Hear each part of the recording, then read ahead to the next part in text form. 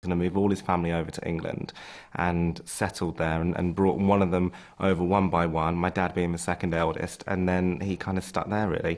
And so my dad has been in England since he was 16 and he's now 158 or something like that, really old, and lived in England the whole of his life, but you wouldn't know that at all. You would still think that he was a villaging Asian Chinese man, which is what I love about him. But then met my mum, fell in love and had 3 children and never looked back, I suppose.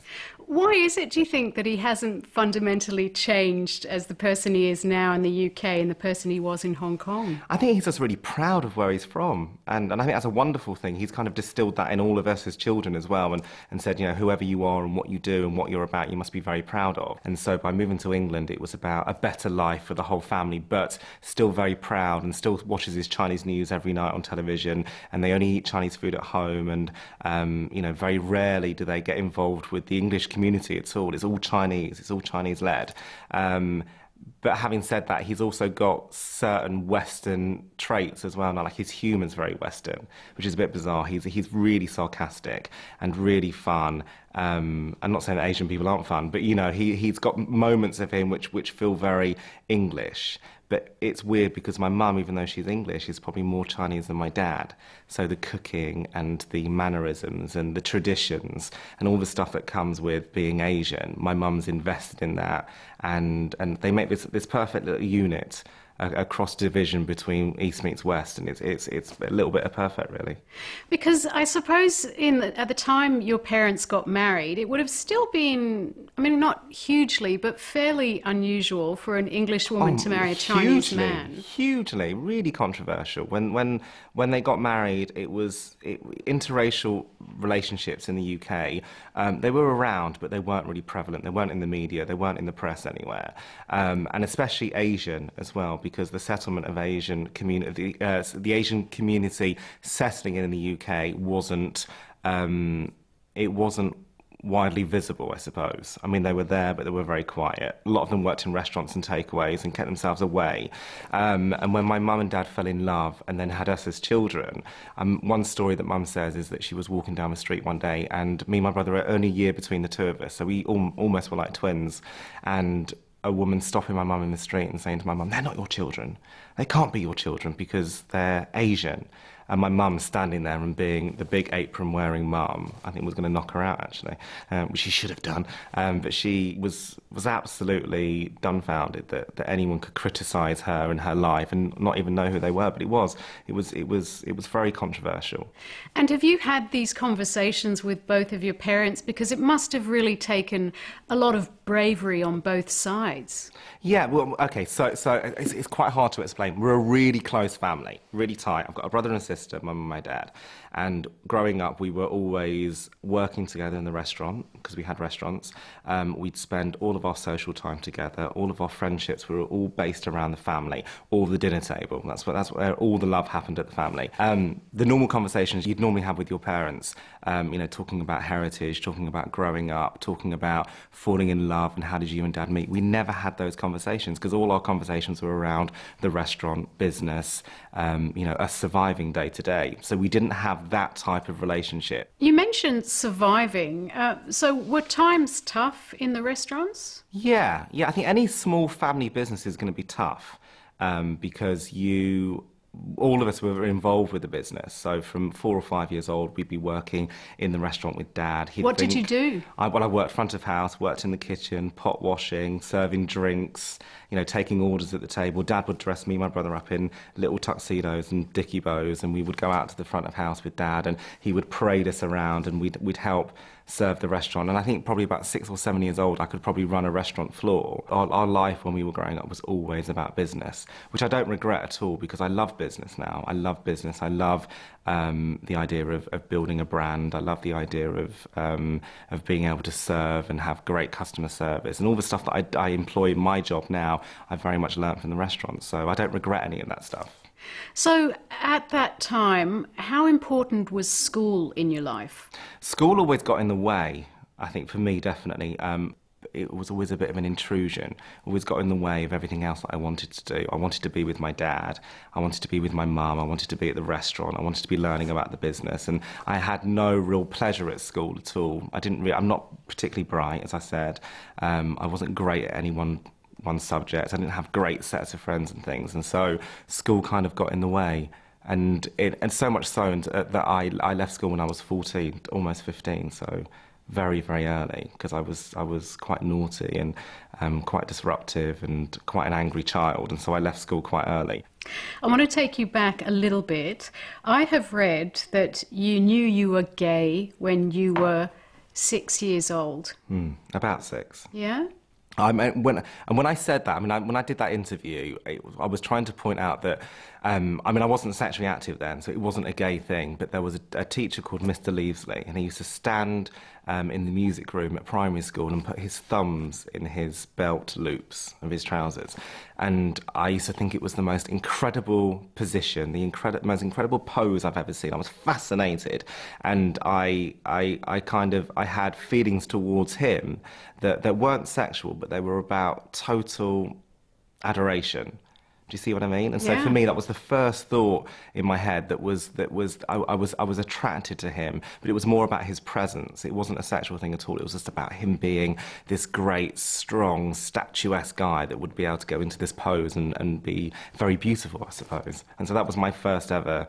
The first time I ever thought, oh, there's something different about me than my other school friends. And it wasn't until I got to about 13 or 14 that I then understood what gay was, the word, and then obviously being gay myself. Given, again, that it probably wasn't something you really wanted or probably didn't discuss with your family, was it sort of, was it difficult for you? It was really difficult. I was terrified of being gay. It was unknown. I didn't have any gay friends. We didn't have any gay family friends at all. But I knew I was. And so it became what I decided I was going to do. And I remember trying to logically trying to logically deal with it is that I created this very big camp personality that was overtly gay, that was on show gay, that was cabaret gay, that was all singing, all dancing, bows and bangles, jazz hands, the full works. And so I created this character. And this character would come out when I was at school, and it would be when I would be around my female friends in particular.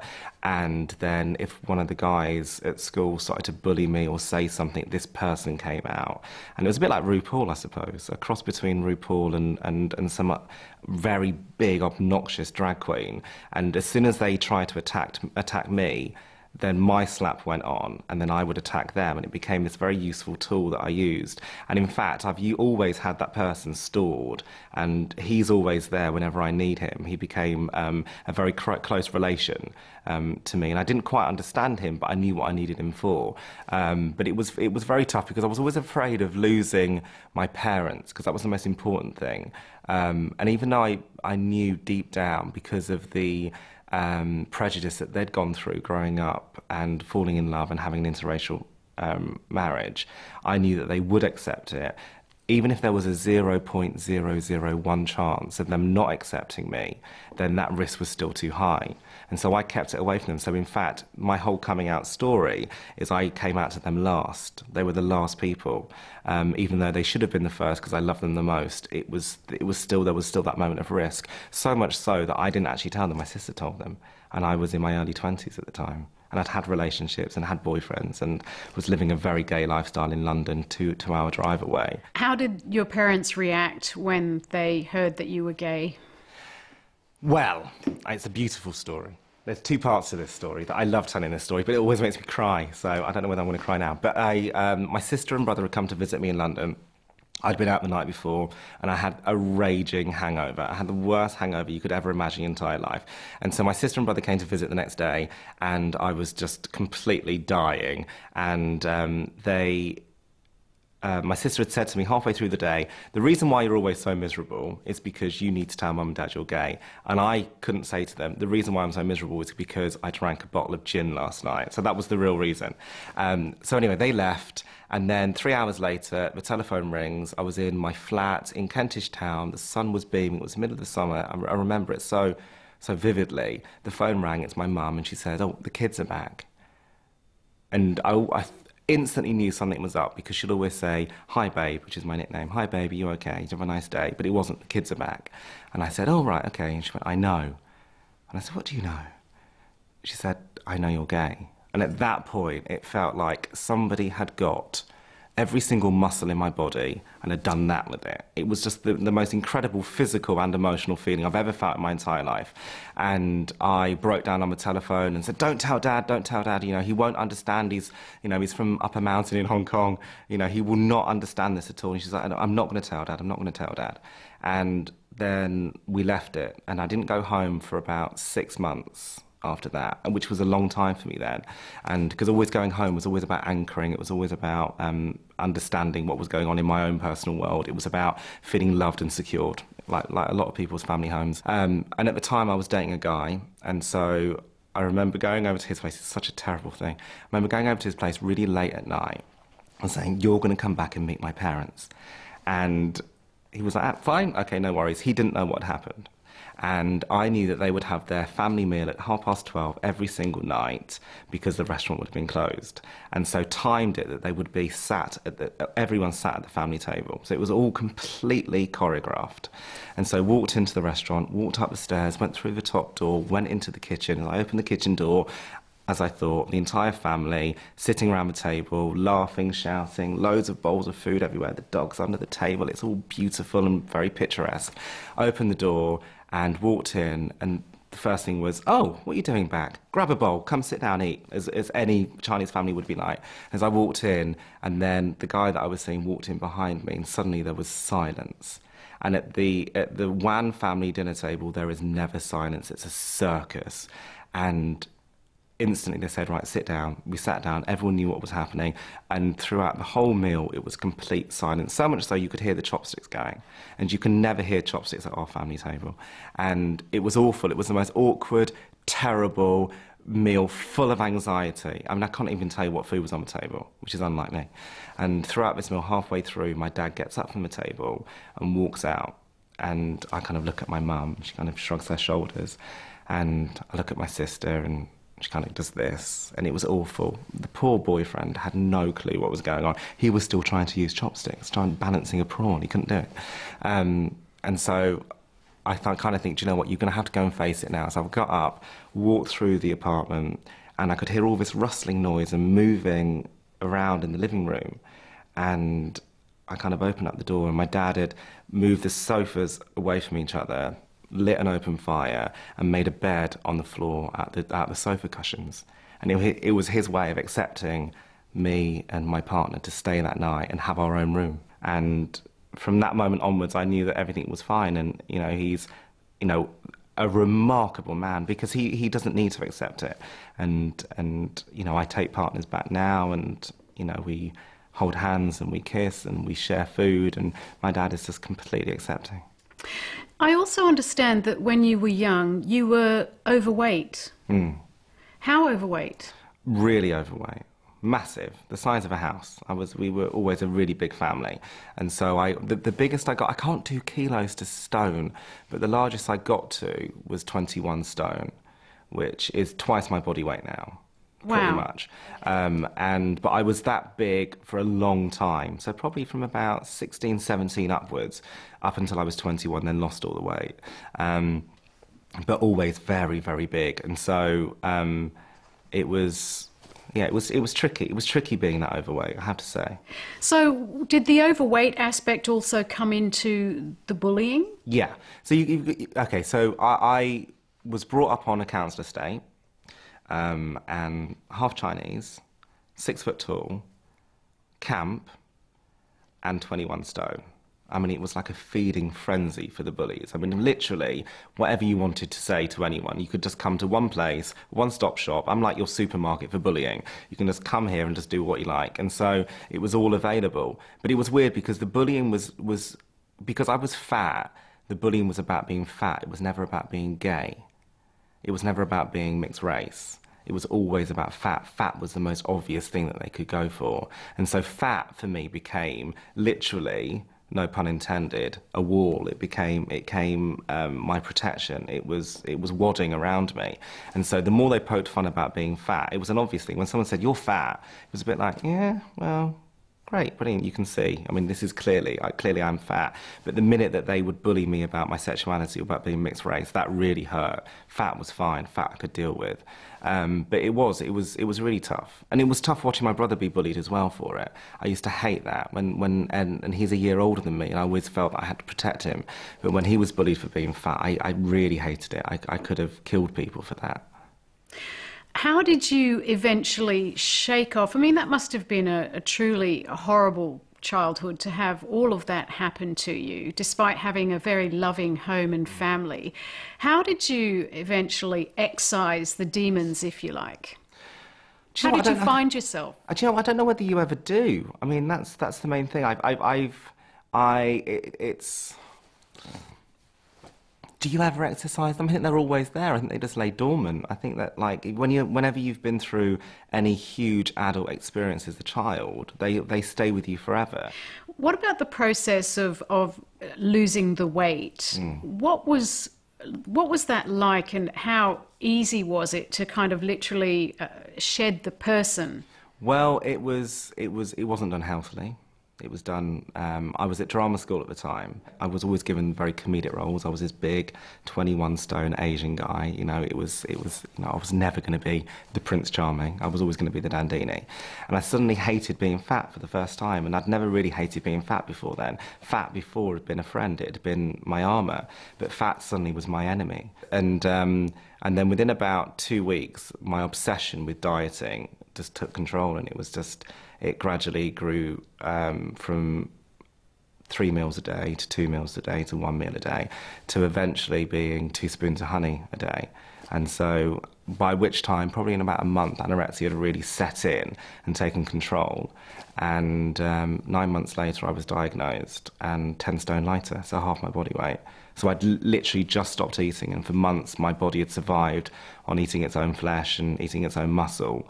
And I'd lost not only 10 stone in weight, but I'd lost all of my friends and lost a place at drama school and lost my dignity and my self-esteem and any confidence that I'd had when I was younger. But the only thing that I had, as always, was my family. And so I picked everything up and ran back home and saw Mum and Dad. You obviously left that episode of your life behind, and eventually you got into fashion. Yeah, it all changed. Yeah. Fashion became everything. Well, okay, so this is where all the good stuff happens. It feels like this big dip, doesn't it? And it did literally pick up from there. And I ran off to Leicester, back home, decided that I was going to, sort myself out, and with the help of Mum and Dad and my brother and sister, said, right, okay, do you know what you're going to do? You're not going to be afraid of London. You're not going to be afraid of dreams. You're not going to be afraid of ambitions. You've believed in yourself the whole of your life. Who said this? I said this to myself. And so I remember having these really strict words with myself and saying, how dare you? You've literally destroyed your life and destroyed any opportunity, any chance that you've got, and taken all of your family with you, the people that mean the most to you. You're not allowed to do this anymore. And so decided that I was going to move back to London and get a job. And I was working in a restaurant, and I suddenly decided, you know what, I'm going to be a makeup artist. I can be a makeup artist. It's really, really easy. Oh, and it wasn't easy at all. And basically I lied myself into the industry. Went into an agency one day and said to her, I'd just flown in from New York. Bear in mind I was working in a restaurant. I've just flown in from New York. I don't have a portfolio. I don't have a CV. I've just finished making a film as a makeup artist. I'm up for another film. All my stuff's in New York, but I'd love to join your agency. And walked out of it and went back to the restaurant to do my afternoon shift. And the next day I got a telephone call saying, can you do a job on Thursday for all the British polo players doing just male grooming? I said, yeah, of course I can, not a problem at all. Went and nicked all this kit from the body shop, went down, did this job, made them all look as if they'd just been through the mud. Makeup was absolutely dreadful, but got on with everyone. And she's still my agent now, 18 years later. And I literally built it all up. And so the confidence of going in and proving to myself, actually, you can do whatever you like as long as you put your mind to it, allowed me to find my confidence again, all the stuff that I'd lost. And so from makeup it went to hair, from hair it went to fashion, from fashion I was doing all three and had a great business, and it kind of just literally was the best thing I ever did. That lie was the best lie in the entire world. So it was really almost like the whole adage, I think, fake it until you make Yeah. it. Completely. And in fact, all of my friends now, all of my contemporaries that are super successful, whether it's in show business or whether it's in music or corporate business, every single one of them will tell you that when they first started, whether that's a slight lie on their CV or whether that is a story they had to tell to get into the company, every single person would have told a lie. And I think it's not such a bad thing. I think it's about proving to yourself that actually, if you put yourself out there, you've got to live up to that now because you've sold yourself in. Somebody is trusting you to deliver, then you will actually deliver. And I always think that now when I get given a job that I don't think I can quite manage, or whether it's something that terrifies me or something that I've never done before, I always think, well, you know what? When you first started out, you had no clue what you were doing, and you managed to make a business out of it. So just give it a go now. I think your first TV show, which was How to Look Good Naked, which airs in Australia, it aired in the UK in the mid-2000s. It was a bit about fashion, but most of all, I saw that as a program about self-esteem. Would you say that's true? Yeah, entirely. I didn't know at the time. At the time, I thought I was just doing my fashion. It's about makeovers and, yeah. When we first started making How to Look Good Naked, I thought I was going to go on as an on-screen consultant, do the fashion styling, have it over and done with. Somebody goes from not looking great to looking great. And when we started filming it, myself and the exec producer Colette Foster suddenly realised that one thing that I had never tried to do, but I was quite good at, was making people feel better about themselves. You know, I'd done it throughout the whole of my life. I'd given either emotional or physical makeovers to lots of different people. And so we started making Naked, and the fashion kind of took a sidestep, really. And it became more about the personal journey of our contributors.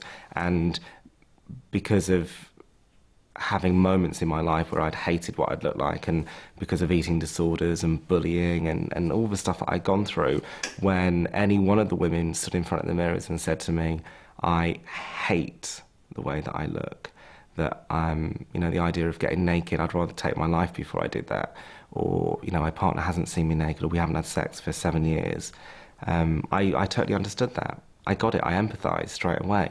And I had, fortunately, found the tools in my life to be able to combat my self-esteem issues. So now you're looking very much at affordable fashion. Would you still say that fashion and self-esteem go hand in hand? Oh, in 100%. But the one thing that I try and tell women around the world is that fashion must never be your enemy. It can be your best friend as well. But it's not necessarily about fashion. Fashion's about trend. It's about what's currently happening. It's about elitism. That's what fashion is. But there's a bigger thing. There's a bigger umbrella, which is personal branding. So it's how you present yourself. It's the reason why you wear a yellow top with a black jacket. It's how you do your hair. It's the makeup you wear. It's how all those messages we give out. And so that's where you find self-esteem. Self-esteem isn't in Vogue. It's not in Marie Claire. It's not in any of those magazines. It's about the relationship you have with how you want other people to see you, and how you want to see yourself as well. And if you start understanding that, I think it can be really powerful. And for me, fashion's never been an enemy at all. Even when I couldn't wear any clothes, I didn't fit into them. It's always been a way of me falling into a world that was a little bit of fantasy, but also about the makeover, I suppose, the personal makeover. Well, now on our TV screens, the makeover is ad nauseum. What's your take on that? Have we gone too far? No, never. That's my job. That's my world. I love it. I can watch a makeover on a house, on a kitchen, on a wardrobe, on a dog. I don't care. I love a makeover. I love watching something go from here to here. But is it pure entertainment? I mean, is there a lasting effect from any of this? Yeah, absolutely. And do you know, 100% there is. And the women that I've made over the years on television, I'm fortunate enough to see a lot of them. They come to live shows that I do, and I'm always like, how are you? Susan, how's the fella? How are you getting on? You look incredible. And they said, you know what, going through that experience, has enabled me to achieve so much more in my life. And it was never about shoes. It was never about belts. It was never about the jacket. It was more about when I put those clothes on, I felt better about myself. So it was always about the self-esteem. And it does work, and it is there, and it can work, and it is, you know, I think it's one of the best therapies in the world.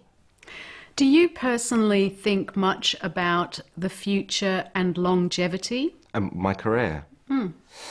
Yeah, I do think about it. I don't really worry about it, because I always think to myself, well, you know, something will come up. Something will come up, and I've been very fortunate to have a great business, and I love what I do, and I think that whilst I still love what I do, hopefully people will want to watch me love what I do, and you know, I've been lucky enough to, you know, coming out here and working with Target, it's been incredible as well. It means that I've got this other world away from my London world, and so I don't really worry about it. I think if I think about it, I think I'll probably go full circle. I think I'll probably end up in a restaurant, but the job that I do now as a fashion stylist or TV presenter is no different to what I did originally as a waiter, only back then I was serving food, but now I just serve shoes.